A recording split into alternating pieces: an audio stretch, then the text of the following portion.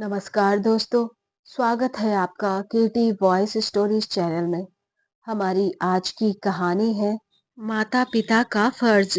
ललिता जी आंखों में आंसू लिए लोगों के आगे आंचल फैलाकर भीख मांग रही थी कि कोई उन्हें 100 रुपए देता तो कोई 50 रुपए देता, तो कोई उनकी हालत पर बेशर्मों की तरह उनका मजाक बनाकर हंस देता। कई कई घंटे तक लोगों के सामने भीख मांगने के बाद उन्होंने अपनी झोली उतारकर पैसे गिने तो उनकी आंखें भर आई। पर अभी भी पैसे पूरे नहीं हुए थे। तभी उनके पास अचानक से कार आकर रुकी। तो ललिता जी उस कार में बैठी महिला से बोली, जिसने पहले से ही फॉर्मल ड्रेस और आंखों पर काला चश्मा पहने हुए थी, मैडम, तुम्हारी कार साफ कर दूं तो क्या तुम मुझे कुछ पैसे दे सकती हो? चल हट बुढ़िया, ना जाने कहां कहां से आ जाते हैं भीख मांगने। उसने ललिता जी को कार की खिड़की से ही धक्का देते हुए कहा। तभी एक महिला ने उन्हें वहां जाकर गिरने से संभाल लिया और उस महिला को कार से बाहर खींचकर एक तमाचा उसके गाल पर जड़ दिया और गुस्सा कर बोली, बुजुर्गों से कैसे पेश आते हैं, क्या सारी तमीज भूल गई हो या माँ बाप कुछ नहीं सिखाया उन्होंने? है यू ओल्ड लेडी। जैसे ही ललिता जी के कानों में यह आवाज पड़ी, उन्होंने देखा उनका बड़ा बेटा बहू है। बहू को तो ऐसे हुलिये में पहचान ही नहीं पाई थी। ललिता जी को देखते ही बड़ा बेटा झट से गाड़ी में बैठा और गाड़ी स्टार्ट करके जाने लगा। ललिता जी बेटे की गाड़ी का दरवाजा पीटती रही। सुन तो बेटा मेरी बात, अपने उस जन्मदाता को बचा ले बेटा, मैं तेरे आगे भीख मांगती हूँ। लेकिन माँ की बात सुनना तो दूर, उनकी तरफ देखा तक नहीं और तुरंत वहां से तेज रफ्तार से निकल गया। वह महिला बोली, बहन जी, आप ठीक तो है ना? क्या हुआ है आपके पति को? मुझे बताइए। देखिए, मैं एक महिला संगठन से हूँ और समाज सेवा करती हूँ, तो आप मुझे सब कुछ बता सकती हैं। ललिता जी उस महिला के गले लगकर दहाड़े मार मार कर रोने लगी। बहन जी, मेरे पति को बचा लीजिए। कहते कहते वह अतीत के भंवर में खोई चली गई। देखिए बहन जी, आप जल्द से जल्द पैसों का इंतजाम कीजिए, वरना इनको बचाना मुश्किल हो जाएगा। ललिता जी बोली, डॉक्टर साहब, शुभ शुभ बोलिए, ऐसा मत कहिए। मेरे पति के सिवा मेरा इस दुनिया में कोई नहीं है। माँ जी, देखिए, इस वक्त इनका टाइम से ऑपरेशन होना बहुत जरूरी है, वरना हम कुछ नहीं कर पाएंगे। ललिता जी की आंखें गीली हो चुकी थी। हाँफते दौड़ते छोटे बेटे के घर पहुंची, जहां बेटा बहू पहले से ही रोज की तरह ठहाका मार मार कर खाना खा रहे थे। पिता वहां अस्पताल में 2 दिनों से भर्ती है, लेकिन जैसे इन्हें कोई सुध ही नहीं है। ललिता जी को देख बहू का माथा ठनका और वह बोली, अब क्या लेने आई है बुढ़िया? कम से कम खाना तो टाइम पर खाने दिया कर। ललिता जी बेटे के पैरों में गिर गई। बेटा, अगर तेरे थोड़े से पैसे देने से मेरे पति की जान बच सकती है, तो इसमें क्या हर्ज है? क्या तुम अपने पिता के लिए इतना भी नहीं कर सकते? वह तो अपने खून पसीने की एक एक कमाई तुम पर खर्च करने से पहले एक बार भी नहीं सोचते थे, और आज तुम अपने पिता की जान बचाने के लिए कुछ पैसे भी नहीं दे सकते। छोटी बहू तमकते हुए बोली, बुढ़िया, पैसों का खजाना नहीं छोड़ गया है तेरा पति? और यह फिल्मी डायलॉग बोलना बंद कर, अब निकल जा यहाँ से। ललिता जी फिर से बेटे से गिड़गिड़ाते हुए बोली, बेटा, मैं तेरे आगे हाथ जोड़ती हूँ, तेरी पाई पाई चुका दूंगी, पर अपने पिता को बचा लो। लेकिन बेटे ने माँ की एक नहीं सुनी। पत्थर की मूरत बन बस चुपचाप खाना खाता रहा। लगता है बुढ़िया तो ऐसे नहीं मानेगी। छोटी बहू ने ललिता जी का हाथ पकड़ा और उनके हाथ पैर पर 10 रुपए रखे और गले में भिखारी की तरह झोली डालकर बोली, बहुत बड़ी दुनिया है बुढ़िया। अगर लोगों से जाकर भीख भी मांगेगी तो तेरे पति का इलाज आराम से हो जाएगा। कहते कहते वह दहाड़े मारकर रोने लगी। महिला संगठन की वह मैडम ललिता जी को तुरंत अस्पताल लेकर पहुंची और उनके पति का इलाज करवाया। बहन जी, आप चिंता मत कीजिए, आपके पति बहुत जल्द ही ठीक हो जाएंगे। लेकिन आपके बेटे बहू ने जो आपके साथ सुलूक किया, उसकी सजा उनको जरूर मिलनी चाहिए। आप मुझे अपनी कहानी विस्तार से बताइए ताकि मैं उनके खिलाफ पूरा एक्शन ले सकूं। ललिता जी बोली। बताते बताते एक बार फिर से अपने अतीत के भंवर में खो गई। बेटा राजेश, एक मिनट मेरी बात तो सुनो। यह देखो ना, तुम्हारे बाबूजी के इस चश्मे की क्या हालत है। एक तो यह इतना पुराना है, ऊपर से टूट भी गया है। तुम तो अपने बाबूजी का स्वभाव जानते हो, वह तुमसे कुछ नहीं कहेंगे। आज तक उन्होंने अपने लिए कुछ किया है जो अब करेंगे या कहेंगे? जीवन भर तो तुम लोगों के लिए ही करते रह गए और उसी में उन्हें खुशी मिलती है। यह बात तुम लोग अभी नहीं समझोगे। तुम्हारे बच्चे कुछ बड़े हो जाएंगे, तब तुम्हें यह बात समझ में आएगी। बेटा, मैं जानती हूँ उन्हें देखने में दिक्कत हो रही होगी, पर वह बोलेंगे नहीं। ललिता जी अपने बेटे राजेश से कहती है। राजेश बोला, माँ, क्या बाबूजी की वकील बनकर आई है? और एक बात, अभी पापा भैया के घर से एक हफ्ते पहले आए हैं। क्या वहां यह चश्मा पुराना नहीं हुआ था या टूटा नहीं था? आपने भैया से क्यों नहीं कहा? उनके पास पैसे की कोई कमी नहीं है, पर हर खर्चा आप हमारे ही सर पर आकर क्यों सुनाती हैं? मैं क्या आपका अपना बेटा नहीं हूँ? क्या मुझे कहीं से उठाकर लाई है? ललिता जी की आंखें भर आई। वह बोली, हे भगवान, बेटा, ये कैसी बातें कर रहे हो? 9 महीने अपने कोख में तुम्हें पाला और आज तुम मुझ पर ऐसा लाछन लगा रहे हो। मैं तो बस तुम्हारे बाबूजी के लिए चिंतित हूँ। तभी राजेश की पत्नी रेणु आकर बोली, हाँ हाँ, आपको अपने पति और बड़े बेटे की चिंता है, पर इस बेटे की तो आपको कोई चिंता ही नहीं है। हम क्या डकैती करते हैं जो हमारे पास इतने पैसे होंगे जो आप बोलेंगे और हम खर्च कर देंगे? और बाबूजी की अगर इतनी ही चिंता है तो अंधे की लाठी बन जाइए। मैं तो कहती हूँ उनके साथ आप सुबह सुबह घर से निकल जाया कीजिए। हो सकता है किसी राह चलते को आप पर दया आ जाए और कुछ मदद ही कर दे। ललिता जी बोली, बहू, एक ऐसी बातें कर रही हो। हम क्या भिखारी हैं? और जब मेरे दो दो बेटे कमाने वाले हैं तो मैं दूसरों से क्यों मदद लूंगी? राजेश बोला, काहे के बेटे, मुझे कोई उम्मीद मत रखना। यहाँ आप लोग रह रही हो, खाने पीने को मिल रहा है, इतना ही बहुत है। इतना कहकर राजेश और रेणु वहां से चले गए। तभी दरवाजे के अंदर ललिता जी के पति कंचन बाबू सीढ़ियों से नीचे उतर रहे थे। ललिता जी बोली, राजेश के बाबूजी, जरा संभल कर आगे आइए, सीढ़ियां हैं। कंचन बाबू बोले, ललिता, जरा मुझे हाथ तो देना, अब तो बिना चश्मे के देखना भी बंद हो गया है। ललिता जी ने अपना हाथ बढ़ाया और कंचन बाबू को बरामदे तक ले जाकर वहीं दोनों बैठ गए। ललिता जी बोली, मैंने आपको रामू के पास ही बोला था कि उससे कहकर एक नया चश्मा बनवा लो, पर आपने मेरी एक बात ना सुनी। आप जानते हैं, बच्चे अब हमारी नहीं सुनते हैं, उनके लिए हम एक बोझ हो गए हैं। कंचन बाबू हंसते हुए बोले, तुम्हें क्या लगता है मैंने रामू से नहीं कहा होगा? रामू ने मुझसे कहा कि जाकर बहू से पैसे मांग लीजिए। उसके बाद बहू ने जो मुझसे कहा, ललिता, मैं तुम्हें बता भी नहीं सकता। कहते कहते कंचन बाबू की आंखें भर आई थी और दोनों एक दूसरे को देख रहे थे और असहाय महसूस कर रहे थे। ललिता जी जिस भी बहू के साथ रहती, वहां घर के सारे कामकाज करती थी, तो खाना पीना मिल जाता था। कंचन बाबू रात का खाना खाकर सो गए हैं, पर ललिता जी की आंखों में नींद नहीं थी। उन्हें पति की चिंता हो रही थी कि वह घर से हर रोज सुबह निकल जाते हैं, कहीं कोई दुर्घटना ना घट जाए। ललिता जी याद करने लगी कि कैसे दोनों बेटों की नौकरी करने के बाद कंचन बाबू ने अपने पैसों से उन दोनों को घर खरीद कर दिया। यहाँ तक कि बच्चों को पढ़ाई के लिए भी वह अक्सर कंचन बाबू से पैसों की मदद लेते रहे। गांव की जमीन और घर दोनों बेटों ने अपनी मर्जी से दूसरे किसानों को दे रखा था। कंचन बाबू के हाथों में तो पेंशन के अलावा कुछ आता ही नहीं था।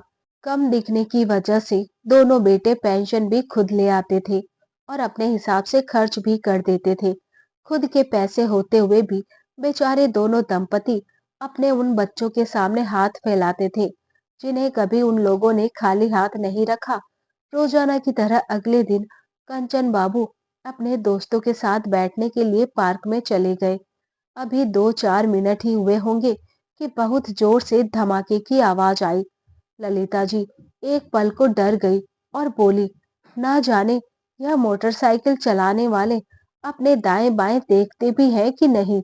बेचारा, जिसे चोट आई होगी कितना दर्द हो रहा होगा। ललिता जी घर के कामों में लगी थी, तभी घर के फोन की घंटी बजी। रेणु ने फोन उठाया। दूसरी तरफ से किसी ने बताया कि आपके ससुर का एक्सीडेंट हो गया है, उन्हें बहुत जोर की चोट आई है, हम उन्हें अस्पताल छोड़ने जा रहे हैं, आप तुरंत पहुंचे। रेणु ने फोन नीचे रखते हुए कहा, हे भगवान, अब यह क्या नई मुसीबत है। बैठे बैठे इन बुड्ढों की वजह से हमारा खर्चा बढ़ता ही जा रहा है। अगर एक्सीडेंट होना भी था तो 2 दिन बाद हो जाता। आज 29 तारीख है, 2 दिन बाद वह जेठ जी के पास चले जाते तो कम से कम हमारा यह खर्चा तो बच जाता।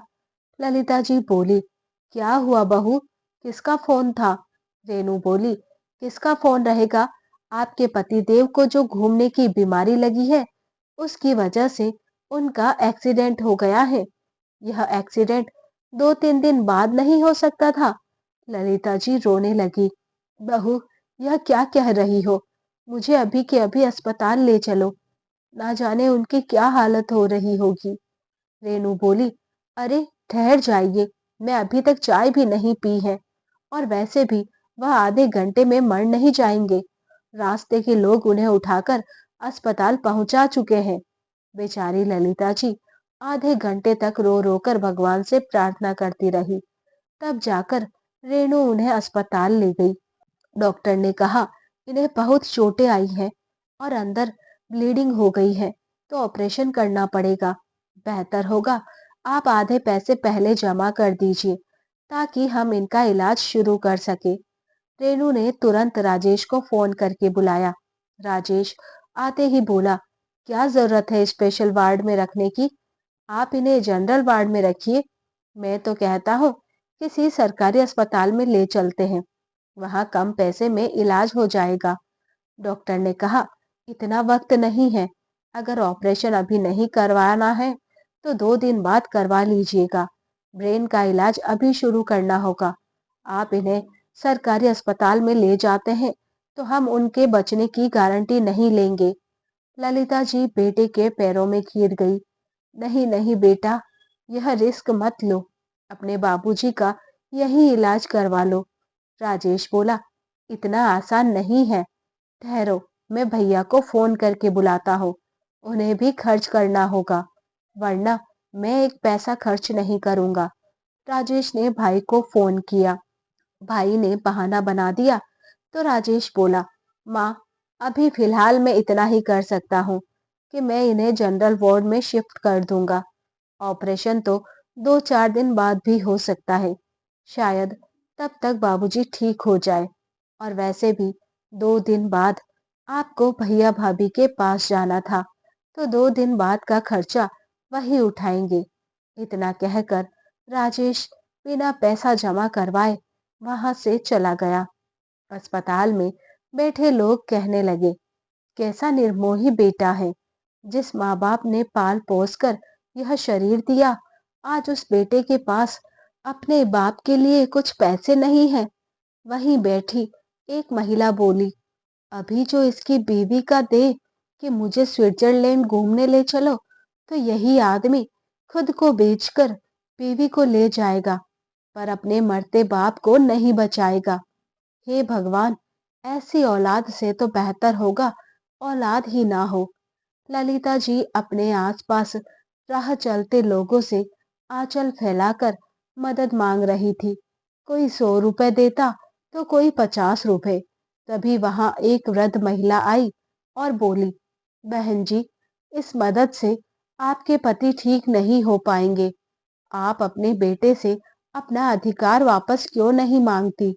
ललिता जी बोली, उन लोगों ने तो मदद करने से ही इनकार कर दिया। अब मैं इन्हें कैसे बचाऊं? महिला ने अपना परिचय दिया कि मैं एक संगठन चलाती हूँ।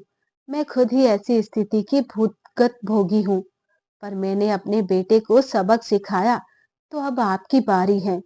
ललिता जी ने उन्हें सब कुछ बताया।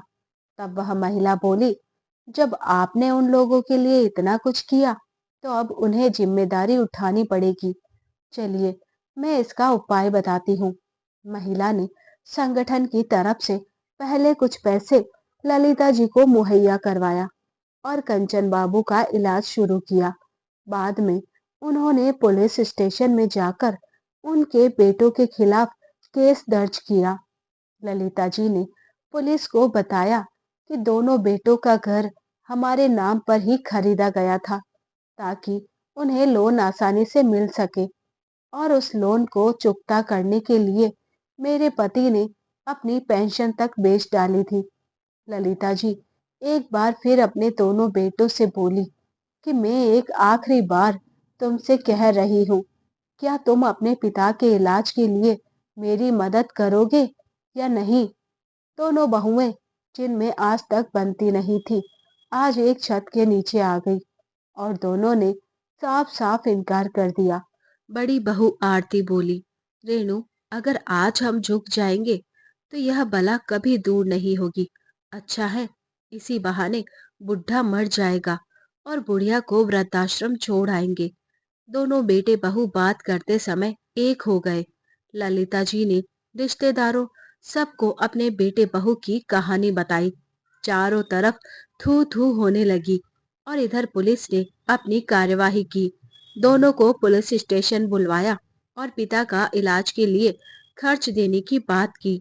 हर तरफ से बदनामी होने लगी, तो दोनों बेटों ने आपस में खर्चा बांट लिया और कंचन बाबू का ऑपरेशन हुआ।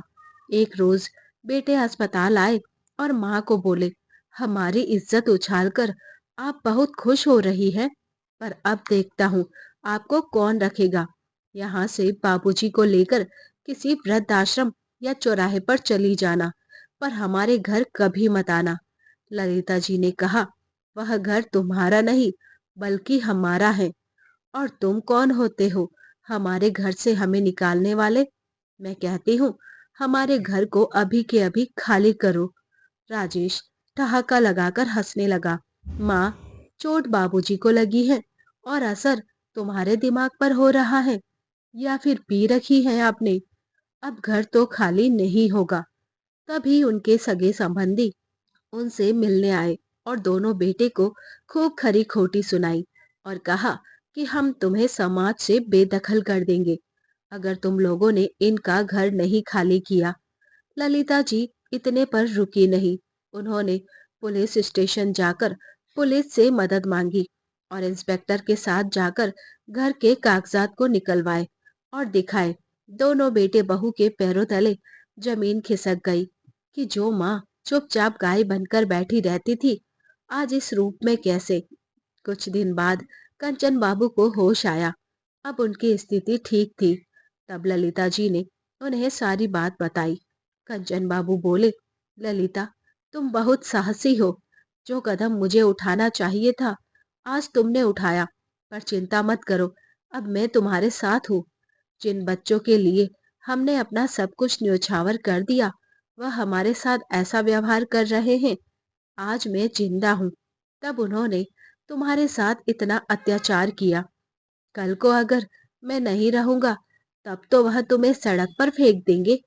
तुम ही बताओ, क्या करना चाहिए? ललिता जी बोली, सुनो जी, अब आपको मैं अपने बच्चों के पिता के नाम से नहीं पुकारूंगी। अब आप बस मेरे पति है। जो कुछ हमने अपने बच्चों को दिया था, अब हम उनसे वापस लेंगे, क्योंकि हमारे बच्चे उस लायक नहीं है। उन लोगों ने मेरे पति को मरने के लिए छोड़ दिया था। अब मैं उन्हें सबक सिखाऊंगी और अपना सब कुछ वापस लूंगी। कुछ रोज बाद ललिता जी पति को लेकर वृद्धाश्रम चली गई और फिर वहां से पुलिस को बताया कि मेरे बच्चों ने मेरा घर खाली नहीं किया है। कोर्ट की तरफ से दोनों बेटों को नोटिस गया था, पर उन्होंने घर खाली नहीं किया था। तो पुलिस उनके घर पर गई और उनकी अच्छी तरह से खातिरदारी की और दोनों बेटों का सामान निकालकर घर से बाहर फेंक दिया। दोनों बेटे बहू माँ बाप के पास पहुंचे और बच्चों की दुहाई देने लगे। ललिता जी बोली, बहू, याद है तुम्हें? मैं भी रो रो कर अपने पति के जीवन के लिए तुम लोगों से भीख मांग रही थी, पर वह मेरी भूल थी। अरे, जो बच्चे उन्हें एक चश्मा खरीद कर नहीं दे पाए, वह पिता का इलाज के लिए पैसे खर्च करेंगे। जाओ जाओ और अपने यह मगरमच्छ के आंसू कहीं और बहाओ। दोनों बेटे बहू हैरानी से माता पिता को देखते रह गए। ललिता जी कंचन बाबू को सहारा देती है और बोलती है, चलिए जी, अपने घर चलते हैं। वह हमारे पैसे का घर है। उस घर पर बस हमारा अधिकार होगा और हमारे मरने के बाद उन माँ बाप के काम आएगा जिनकी औलाद इन जैसी होगी। एक घर को ललिता जी ने किराए पर चढ़ाया। उन पैसों से अपने घर के लिए दो काम वाली रखी। पेंशन अब कंचन बाबू के हाथ में आती थी, तो दोनों का जीवन यापन बड़े अच्छे से होने लगा। अब ललिता जी दूसरे संगठन से जुड़ने लगी और वृद्ध माता पिता को यह संदेश देने लगी कि जो बच्चे मरते हुए माता पिता के ना हुए, वह समाज के या किसी और के क्या हो पाएंगे। जब बच्चे कमाने लायक हैं, तो कभी उन पर बड़ी रकम खर्च ना करें, क्योंकि जो बच्चे आज आपके काम ना आए, वह कल क्या आएंगे। तो अपने और अपने पति के बारे में सोचिए। बहुत फर्ज निभा लिया आपने माता पिता होने का, अब एक दूसरे के लिए फर्ज निभाइए। ललिता जी की बातें घर घर में गूंजने लगी और वृद्ध दंपति उनकी बातों से बहुत प्रभावित होने लगे। देखते ही देखते ललिता जी बहुत प्रसिद्ध हो गई। अब वह अपना पूरा समय समाज और पति के लिए व्यतीत करती थी, क्योंकि अब वह दुनियादारी के मोह से बहुत ऊपर उठ चुकी थी। बच्चों के दिए गई चोट ने उन्हें ऐसा सबक सिखा दिया कि अब नहीं चाहती कि किसी और माता पिता को ऐसी तकलीफ हो। तो दोस्तों, ये थी हमारी आज की कहानी। उम्मीद करती हूँ पसंद आई होगी। ऐसी ही और कहानियां सुनने के लिए हमारे साथ बने रहिए। वीडियो को लाइक और शेयर कीजिए। चैनल पर नए हैं तो सब्सक्राइब कीजिए। मिलते हैं नई कहानी के साथ। धन्यवाद।